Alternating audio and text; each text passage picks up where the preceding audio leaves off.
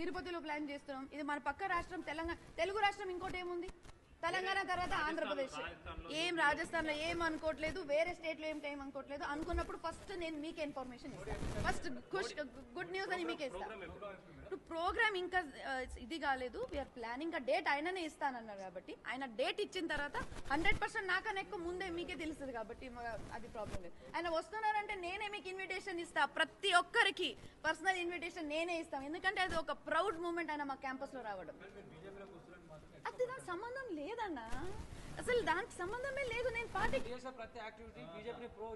లేదు, నేను ఏం యాక్టివిటీ చేసిన అట్లాంటి ఏమి యాక్టివిటీ చేయట్లేదు. నేను చేసేది ఇప్పుడు ఏదైనా పండుగ వస్తే, హనుమాన్ జయంతి వస్తే నాకు ఒక దగ్గర పిలిస్తే నేను అక్కడ వెళ్ళి నేను హనుమాన్ జయంతి కోసం పాట పాడితే దానికి బీజేపీకి సంబంధం ఏముంది? నేను హిందూ కాదా? ఒక్క నిమిషం నేను చెప్తున్నాను, సీట్ కోసం అడగడం కాదు, క్లియర్ గా చెప్తున్నాను. మోదీ గారికి కలవడం కారణం ఆయన గెస్ట్ ఆఫ్ ఆనర్ గా, మనకి చీఫ్ గెస్ట్ గా opening invitation, opening of our digital India skill centre కోసం ఓపెన్ చేయడానికి ఆయనకు పిలుస్తున్నాం, అంతే.